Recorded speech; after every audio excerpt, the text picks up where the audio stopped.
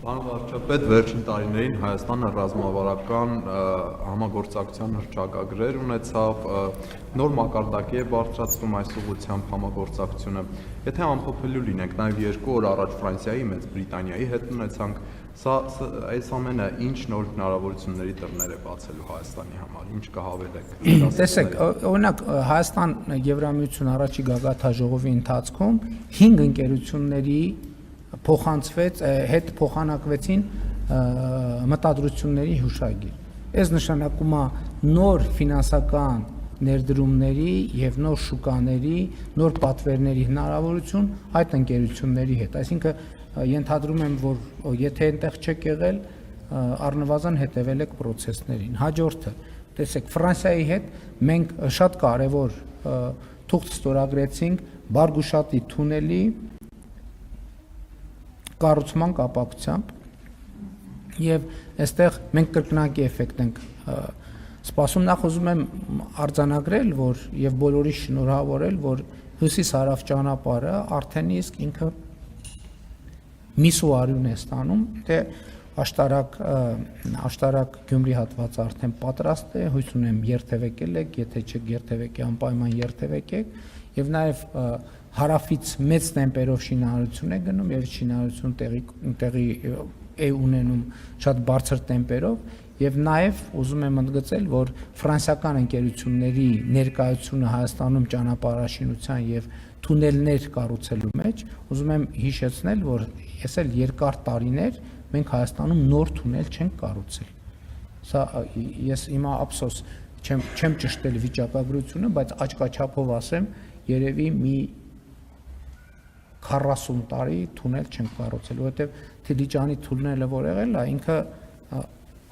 փորված է եղել թունելը, ներսի հարդարման աշխատանքներն են անհրաժեշտ եղել իրականացնել։ Առաջին հերթին ամենակարևոր բաներից մեկը Եվրոպական միությունը հայտարարություն է ընդունել ներդրողներին կոչ անելով ներդրել Հայաստանի Հանրապետությունում։ Սա նշանակում է նոր բիզնես հնարավորություններ Հայաստանի բոլոր ընկերությունների համար։ Առաջիկայում նաև կառավարության նիստում մենք ընդունեցինք գինու հետ կապված միջազգային մեծ միջոցառում տեղի ունենալու, որտեղ նաև ներդրումային քննարկումներ են տեղի ունենալու։ Մեր գինեգործության ոլորտի ամենամեծ խնդրը, չգիտեմ ինչքանով եք տեղյակ, որն է մեր գինեգործության ոլորտի ամենամեծ խնդրը։ Ամենամեծ խնդրը քանակների սակավությունն է, որովհետև պոտենցիալ գործընկերները Հայաստանում արտադրված գինիները, ընդ որում շատ են այդպիսի գինիները, համտեսում են, փորձում են եւ հիանում են այդ գինիներով եւ պատվիրում են քանակներ, որոնք իրականում կարող է պարզվի Հայաստանի բոլոր արտադրողների մի տարվա արտադրությունն է։ Մենք հիմա խնդիր ունենք ընդլայնել գինու արտադրությունը, դրա համար նաև խաղողի արտադրությունը պետք է ընդլայնենք, նաև գինեմեծ սորտերի արտադրությունը պետք է ընդլայնենք եւ այլն եւ այդպես շարունակ։ Ես կարող եմ շարունակել թվարկել, բայց նոր անսահմանափակ հնարավորություններ, հիմա ես ինչքան հիշելով խոսեցի, նաև ներդրումների եւ տնտեսական եւ ներդրումային պլանը 2.5 միլիարդ եվրոն, որի մոտավորապես 600 միլիոնը իրականացվել է, բայց մենք դեռ 2 միլիարդի ռեսուրս ունենք։ Այստեղ պետք է հասկանալ, որ այդ գումարները պետք է նաև համապատասխանեցնեն բիզնեսները իրենց ծրագրերը եւ ստանդարտները, որտեղ դա արդյունավետության բարձրացման մասին է, էներգախնայողության մասին է եւ այլն եւ այդպես շարունակ։ Եվ սրանք գումարենք նաև զբոսաշրջիկների աննախադեպ մեծ հոսքը, սրանք գումարենք նաև այն տնտեսական միջավայրը, տնտեսական բարձր աճերը, ահռելի հնարավորություններ կան։ Սրան գումարենք առաջիկայում սպասվող TRIP-ի նախագիծը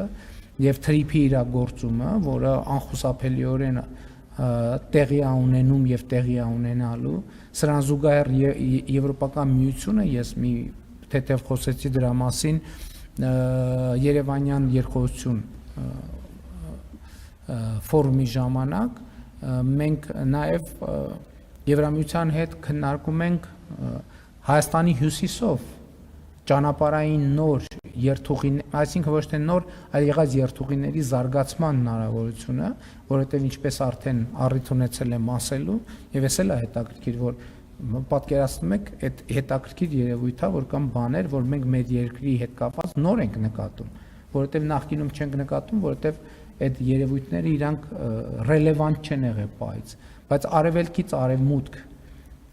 ամենակարճ ճանապարհը անցնում է Հայաստանի Հանրապետությունում եւ Եվրամիության խորհրդին Եվրահանձնաժողովի նախագահը դրա մասին ասաց եւ հիմա խաղաղության միջավայրում դա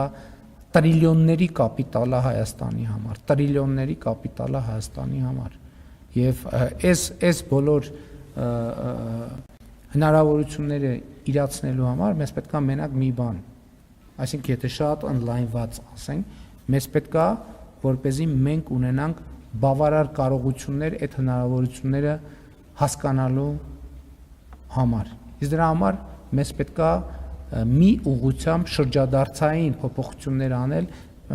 մեր երկրում եւ այդ ուղղությունը կրթությունն է։ Էսա պատճառը, որ մենք կրթությունը հայտարարել ենք ռազմավարությունների ռազմավարություն։ Ինչ կապ ունի կրթությունը, որպեսզի մենք հնարավորությունները կարողանանք տեսնել եւ երկրորդը եղած հնարավորությունները կարողանանք օգտագործել։ Հավանիչ տեսանյութը եւ բաժանորդագրվիչ նորությունները բաց չթողնելու համար